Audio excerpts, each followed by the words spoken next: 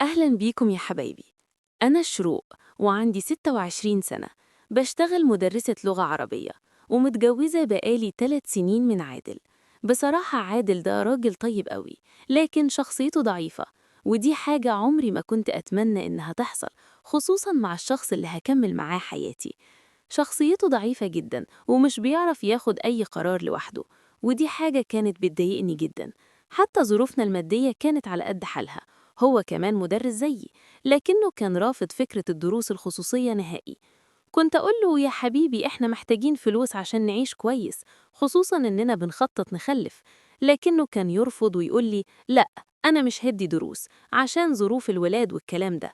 كنت شايفة إن الموضوع ده شغل عادي وإحنا محتاجين المصاريف دي، لكن هو كان شايف إن الموضوع مش نافع خالص. لكن أنا صممت على الموضوع وقررت إن كلمتي هي اللي هتمشي. قلت له خلاص أنت حر، لكن أنا هدي دروس علشان أحسن من دخلي. وطبعا هو معرفش يعترض، لأني كنت دايما أنا اللي بقرر في الآخر. هو كان بيسيبني أتكلم ويقعد يقول لا ما تعمليش كده، لكن في النهاية أنا اللي كنت بقرر إذا كنت هكمل في الموضوع ده ولا لأ. وكنت بدرس لشباب في تالتة ثانوي، يعني سنهم حوالي 17 أو 18 سنة. كنت محتاجة مكان أديهم فيه دروس، لكن ملقتش أي مكان مناسب. قعدت أدور فترة كبيرة، وفي الآخر جات لي فكرة. إيه المانع إنهم ياخدوا الدروس عندي في البيت في الأوقات اللي عادل مش بيكون موجود فيها؟ هما كانوا 5 أو 6 شباب بس، والدرس مش بياخد أكتر من ساعة. طبعا عملت كل ده في البداية من غير ما عادل يعرف. بدأت أجيب 6 شباب بالظبط واديهم دروس بمقابل مادي آخر الشهر. عايزة أقول لكم إن المبلغ ده كان بيسندنا جدا في البيت، زي ما بيقولوا كده، نوايا بتسند الزير. استمريت على الموضوع ده مرتين في الأسبوع. بصراحة لما عادل عرف زعل مني جدا، قال لي خلاص براحتك، اعملي اللي انت عاوزاه، وقال إنه جات له فرصة سفر تبع الشغل برا مصر. عادل قال لي مادام انتي ما بتسمعيش كلامي يبقى أنا ماليش لازمة جنبك، وهضطر إني أسافر، وانتي حرة، اعملي اللي انتي عاوزاه. قلت له خلاص براحتك، أنا مستمرة في موضوع الدروس ده. وفعلا سافر. وبعد ما عادل سافر استغليت الشقة كلها في الدروس. طبعا كانوا مجموعتين، مجموعة بديها يومين في الأسبوع، والمجموعة التانية يومين تانيين في الأسبوع، يعني 4 أيام في الأسبوع كنت بدي دروس عندي في البيت. وبعد سفر عادل بحوالي 2 سنين بطل يتصل بيا خالص. طول الفترة دي يمكن عايزة أقول لكم يا جماعة ما اتصلش بيا 3 أو 4 مرات على بعض. طبعا أنا لسه صغيرة، وكنت بسمع كلام حلو من ناس كتير في المدرسة، مدرسين وزملاء، فحسيت إن أنا مش عايشة حياتي ولا عايشة سني. أنا لسه صغيرة والمفروض أبقى متهنية بمعنى أصح وعايشة حياتي. لكن عادل سابني زي ما قلتلكم مسافر، وأنا فضلت عايشة حياتي بدي دروس للشباب.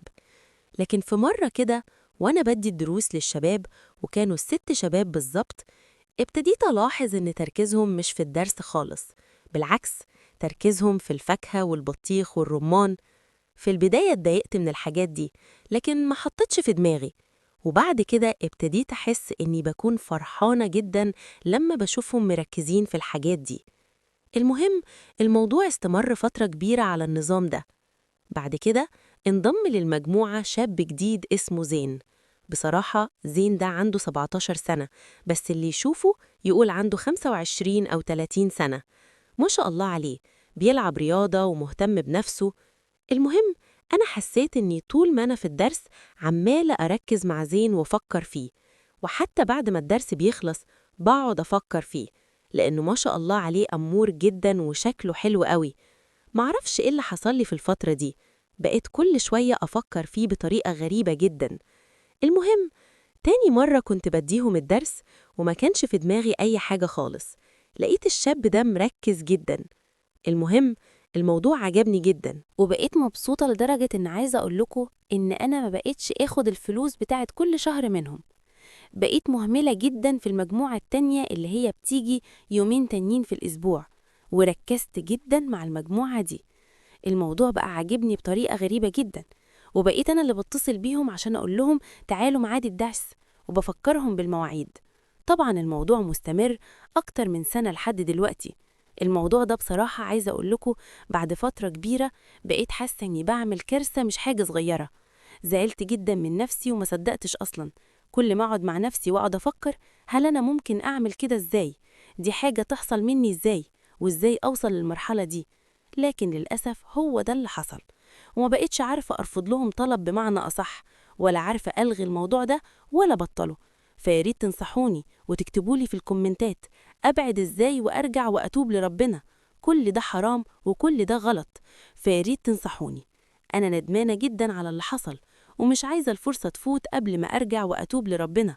فياريت تنصحوني، أنا بجد في حيرة كبيرة ومش عارفة أعمل إيه. بعد فترة طويلة من المعاناة قررت شروق إنها لازم تاخد قرار حاسم.